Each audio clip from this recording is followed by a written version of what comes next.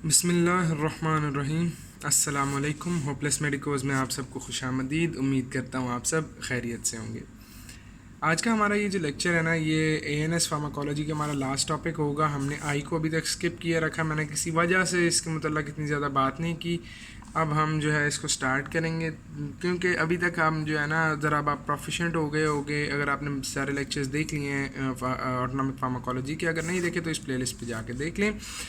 तो अब जो है ना इजीली ये समझ आ जाएगा कि आई के अंदर क्या क्या इफ़ेक्ट्स होने हैं और हमने क्या क्या ड्रग्स देने हैं। ठीक है, अब आई के ऊपर ना दो मसल्स होते हैं जो हमारे प्यूपिल के साइज़ को कंट्रोल कर रहे हैं। ठीक है, इसमें हमारा सबसे पहले जनाब वाला प्यूपिल का यहाँ पे ना हम प्यूपिल की बात करेंगे। प्यूपिल क्या है जी? प्यूपिल आपकी आँख का यूँ कह लो कि गेटवे है टूवर्ड्स द इनर ईयर।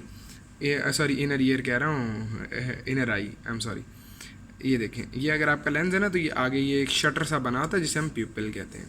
ठीक है, अच्छा, अब इस प्यूपिल को कंट्रोल करने के लिए ना आपके पास दो मसल्स होते हैं। ये सेंटर में जो डार्क स्पॉट है ये प्यूपिल इटसेल्फ है।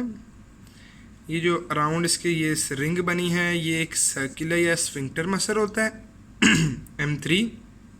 इसके ऊपर रिसेप्टर्स पाए जाते हैं। ठीक है, मस्करिनिक 3 रिसेप्टर्स पाए जाते हैं। और रेडियल मसल है, रेडियल मसल पे अल्फा 1 पाए जाएंगे। अब यहाँ पे जो बात नोट करनी है ना वो ये है कि देखो, जो सर्कुलर मसल है वो इस किस्म का मसल है, ऐसे मेरे हाथ जैसा। अब अगर वो कंट्रैक्ट करता है तो ना ये होगा, ठीक है, और वो रिलैक्स करेगा तो ये होगा। मतलब कि कंट्रैक्ट करेगा तो सुराख छोटा हो जाएगा और अगर डायलेट करेगा तो रिलैक्स करेगा तो बड़ा हो जाएगा। इसी तरह अब हम देखते हैं क्या होगा जी।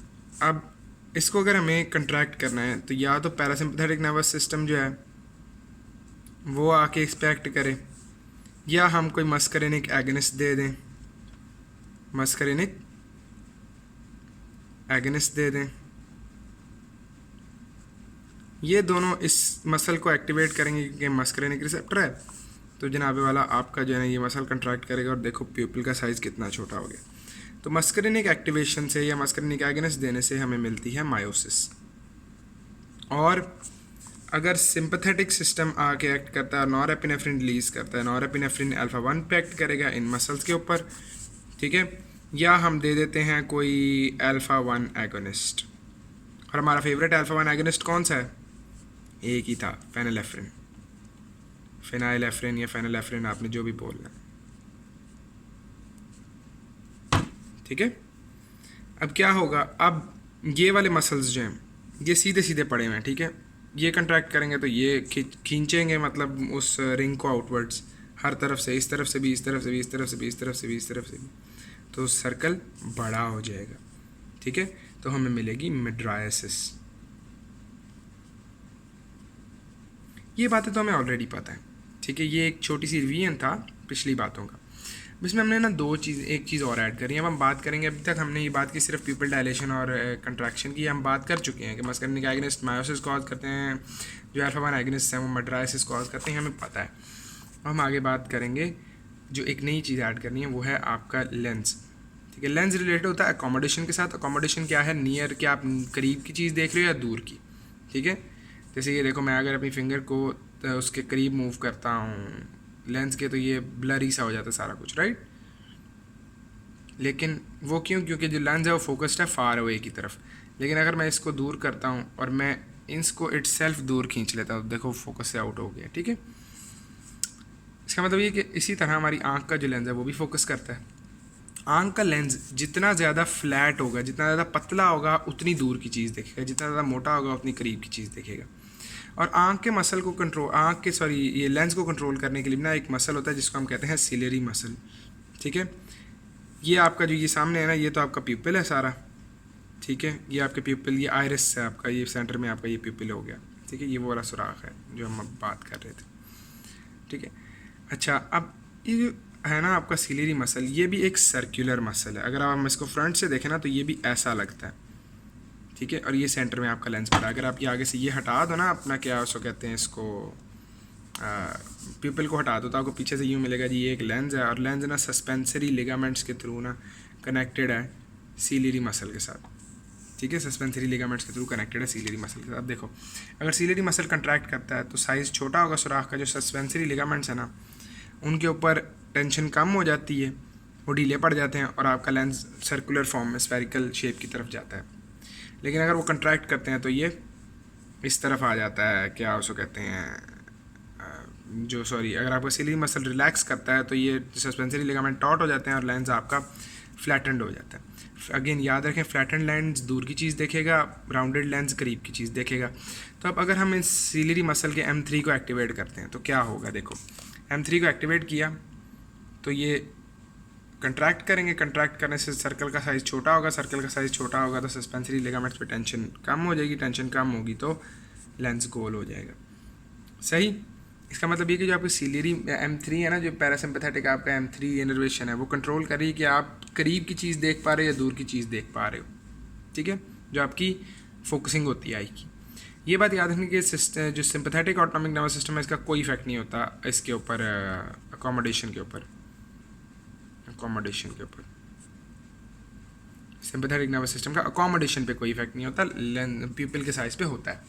तो अब यहाँ पे एक चीज़ देखो कि अगर हम मस्करिनिक एगनिस्ट देते हैं, राइट, तो मस्करिनिक एगनिस्ट जो है यहाँ पे मायोसिस भी कॉज कर रहा है, मायोसिस कॉज करने के साथ साथ ये इसके कंट्रैक्ट करने की वजह से आपकी जो है वो लेंस गोल हो जाएगा और आप दूर की चीज़ नहीं देख पाओगे, आप सिर्फ आप करीब की चीज़ देख पा रहे हो, आप दूर की चीज़ नहीं देख पाओगे।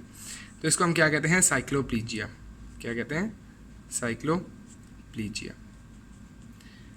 तो अगर कोई आपको कहता है जी हमने डायलेटेड आई एग्ज़ाम के लिए जो है ना वो दिया है, एक ड्रग दिया है, ठीक है, या सॉरी हमने पीपल का साइज़ रिड्यूस करने के लिए एक ड्रग दिया है और उस ड्रग या फिर सॉरी पीपल का साइज़ डायलेट करने के लिए कहते हैं, पीपल का साइज़ डायलेट करने के लिए हमने एक ड्रग दिया है और उस ड्रग के देने की वजह से साइक्लोप्लीजिया हो गया, उस ड्रग के देने की वजह से साइक्लोप्लीजिया हो गया। ठीक है, तो अब देखते हैं कि कैसे होगा।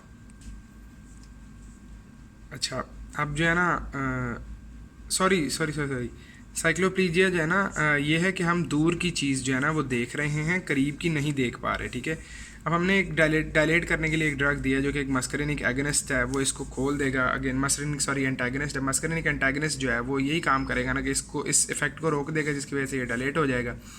अब मस्करिनिक एंटागनिस्ट हमने दिया है, डायलेशन हो गई है, लेकिन वो बंदा जो है वो करीब की कोई चीज़ नहीं पढ़ पा रहा। हम यहाँ रख रहे हैं, पढ़ पा रहा, क्यों नहीं पढ़ पा रहा, क्योंकि जो उसकी जो लेंस है वो कंट्रैक्ट कर ही नहीं सकते, सीलियरी मसल कंट्रैक्ट नहीं करेंगे तो लेंस गोल होकर करीब की चीज़ पढ़ ही नहीं सकता, इसको हम कहते हैं साइक्लोप्लीजिया। ठीक है, अब एक तरफ ऐसा हमने दिया डायलेट करने वाला ड्रग पीपल को जो कि जिसकी वजह से साइक्लोप्लीजिया हो रहा है, और एक तरफ हमने वो दिया जिसकी वजह से साइक्लोप्लीजिया नहीं हो रहा। कैसे फ़र्क बताओगे, देखो अगर तो साइक्लोप्लीजिया हो रहा है तो इसका मतलब मस्करिनिक जो है वो नहीं काम कर रहा है, इसका मतलब आपने दिया है मस्करिनिक एंटागनिस्ट इस तरफ लाने के लिए। लेकिन अगर नोट करो कि सीलियरी मसल का अल्फ़ा के साथ कोई तल्लक नहीं है, अगर आप इसको डायलेट करने के लिए अल्फ़ा 1 एगनिस्ट देते हो तो जनाब वाला आपको कोई इफेक्ट नहीं मिलेगा अकोमोडेशन पे। ठीक है, आगे हम बात करेंगे ग्लाकोमा की। ये तो हमारी होगी थी एक ओवरव्यू, अब हम इस पे बात आएंगे ग्लाकोमा पे। अच्छा, ग्लाकोमा से पहले ना एक ये चीज़ देख लो कि यहाँ पे ना आई के बाहर इधर यहाँ पे ना जंक्शन होता है, इसे कहते हैं इरिडोकॉर्नियल जंक्शन। आइरिस और कॉर्निया का ना जंक्शन होता है। इस जंक्शन पे ना आपके पड़े होते हैं, क्या उसका नाम है, कैनाल ऑफ श्लेम होती है। एक्वस यहाँ से बनता है, इधर से होके इधर ड्रेन हो जाता है। तो अब ग्लाकोमा क्या होता है, ग्लाकोमा बेसिकली है कि जनाब वाला रेज्ड इंट्राओक्यूलर प्रेशर बढ़ गया। ठीक है, अब इंट्राओक्यूलर प्रेशर बढ़ने का में नुकसान आती हैं कि यार पीछे रेटिना पड़ी है वो कंप्रेस होगी और उसकी वजह से ना ब्लाइंडनेस हो सकती है इसकी ग्लाकोमा की वजह से। ठीक है, अब ग्लाकोमा दो तरह का। अच्छा, अब इंट्राओक्यूलर प्रेशर कैसे बढ़ेगा, या तो हम ओवर प्रोडक्शन कर रहे हैं, ठीक है, ओवर प्रोड्यूस कर रहे हैं, या हम निकाल नहीं पा रहे, डिक्रीज्ड रिमूवल है, राइट। ओपन एंगल, इस जगह को ना इरिडोकॉर्नियल जंक्शन जो है इसको हम एंगल कहते हैं, इरिडोकॉर्नियल एंगल भी कहते हैं। तो ये ओपन एंगल का मतलब ये कि इरिडोकॉर्नियल एंगल ओपन है, इसका मतलब ड्रेनेज प्रॉपर हो रही है, या तो प्रॉपर हो रही है, हल्की सी रिजॉर्प्शन कम है और बन नहीं रहा प्रॉपर। ठीक है, बेसिकली प्रॉपर बन नहीं रहा, राइट, ज़्यादा बन रहा है। ठीक है, और इंट्राओक्यूलर प्रेशर उसकी वजह से बढ़ गया। अब इसमें ना इंट्राओक्यूलर प्रेशर बढ़ता है स्लोली, और क्योंकि ये स्लो प्रोसेस है तो हमें पेनलेस विजन लॉस होता है और ब्लाइंडनेस। पेशेंट को नहीं पता लगता, लेकिन वो नोट करता है कि यार आहिस्ता आहिस्ता मेरी जो है ना नज़र कम ख़राब हो रही है, मुझे सही नज़र ही नहीं आ रहा। ठीक है। अच्छा, और जो क्लोज एंगल है ना, ये होता है एक दो तरह का हो सकता है, एक्यूट और क्रॉनिक। ये हमेशा क्रॉनिक कंडीशन होती है। ठीक है, ये हमेशा क्रॉनिक कंडीशन होती है ओपन एंगल। अब जो क्लोज एंगल है ये एक्यूट और क्रॉनिक हो सकता है। एक्यूट जो है पेनफुल होता है, क्रॉनिक जेनेटिक है, क्योंकि लॉन्ग प्रोसेस है इसीलिए स्लाइटली लेस पेनफुल, ना होने के बराबर पेनफुल होता है बेसिकली। अब एक्यूट ना होता दोनों में क्या है, ब्लॉक हो रही है कनाल ऑफ श्लेम, क्लोज एंगल ना मतलब एंगल क्लोज हो गया, कनाल ऑफ श्लेम ब्लॉक हो रही है इधर। ठीक है, जिसकी वजह से इंट्राओक्यूलर प्रेशर बढ़ रहा है। और अगर ये एक्यूट होना तो ये इमरजेंसी होती है और बड़ा पेनफुल कंडीशन होती है। ठीक है, पेनफुल कंडीशन होती है और इमरजेंसी होती है, और हमें ना फ़ौरन सर्जरी करके रिमूव करना होता है, प्रेशर को रिलीव करना होता है। ठीक, वरना पीछे रेटिना ने ख़त्म हो जाना, ब्लाइंडनेस होगी फिर। अच्छा, इसमें ना हम अवॉइड करते हैं हर वो चीज़ जो कि इंट्राओक्यूलर प्रेशर को मज़ीद बढ़ा सके। अब नोट करो कि यहाँ पे अगर ये मसल कंट्रैक्ट करता है, ठीक है, अगर ये मसल कंट्रैक्ट करता है तो उसकी वजह से आपका जो है, इसके कंट्रैक्ट करने की वजह से ये नीचे की तरफ आ जाएगा। जब ये नीचे की तरफ आएगा ना तो यहाँ पे प्रेशर रिलीव हो जाता है, जिसकी वजह से ना एक कनाल ओपन हो जाती है। लेकिन अगर हम कोई ऐसा ड्रग दे रहे हैं जो कि इसको कंट्रैक्ट होने ही नहीं दे रहा, जैसे एंटी मस्करिनिक्स और अल्फा 1 एगनिस्ट है ना, वो कॉन्ट्रा इंडिकेटेड होते हैं, हमने नहीं देने। ये दोनों ग्लाकोमा के पेशेंट से इतना दूर रखो जितना सूरज रात से दूर होता है। आगे पाइलोकार्पिन पे आते हैं। अब हमने ये ग्लाकोमा को ट्रीट करने के लिए कौन सा ड्रग देंगे, पाइलोकार्पिन देंगे। कोलिनोमिमेटिक है, जब वो कंट्रैक्ट करता है ना इसको, सीलियरी मसल को कंट्रैक्ट कर देता है। सीलियरी मसल को कंट्रैक्ट करने की वजह से ना, और ये प्यूपिल को भी कंट्रैक्ट करने की वजह से इसका ना जो कनाल ऑफ श्लैम है ये ओपन हो जाती है और फ्लो बढ़ जाता है। टिमोलॉल हम देते हैं, बीटा ब्लॉकर है, सीलियरी एपिथेलियम पे ना नॉरएपिनेफ्रिन का रिलीज़ रोक देता है। अब सीलियरी बॉडी से रिलीज़ हो रहा था वो क्या उसको कहते हैं, एक्वासीमर, जब नॉरएपिनेफ्रिन यहाँ पहुँचेगा ही नहीं तो उसकी वजह से एक्वासीमर का स्क्रीशन ही नहीं होगा, तो अंडर प्रोडक्शन कॉज करता है। अच्छा, एसिटाजोलामाइड जो है ना हमारा कार्बोनिक एनहाइड्रेज इनहिबिटर है, एक डायूरेटिक है और ये डिक्रीज़ करता है एक्वासीमर प्रोडक्शन को। और मैनेटॉल ऑस्मोटिक डायूरेटिक है या ऑस्मोटिक एजेंट है जो कि इंक्रीज़ करता है आउटफ्लो को। लास्टली हमारे पास लेटानोप्रोस्ट है। लेटानोप्रोस्ट हमारा सबसे इम्पोर्टेंट, सबसे फेवरेट ड्रग है ग्लाकोमा से रिलेटेड। ठीक है, PGF2 अल्फाज पे एक्ट करता है और आउटफ्लो को इंक्रीज़ करता है। ग्लाकोमा से रिलेटेड फेवरेट ड्रग है, सबसे ज़्यादा प्रिस्क्राइब लेटानोप्रोस्ट किया जाता है ग्लाकोमा के लिए। ठीक है। अच्छा, आज हमारी अब जो है ये ख़त्म हो गया ऑटोनॉमिक नर्वस सिस्टम। नेक्स्ट हम इंशाल्लाह ना कार्डियोवैस्कुलर सिस्टम से स्टार्ट करेंगे। तो अगर आप चाहते हैं कि आपको आने वाले लेक्चर्स का नोटिफिकेशन मिलता रहे तो चैनल को सब्सक्राइब कर दीजिए और बेल का आइकन दबाना ना भूलिएगा। Thank you very much for listening. अस्सलाम वालेकुम।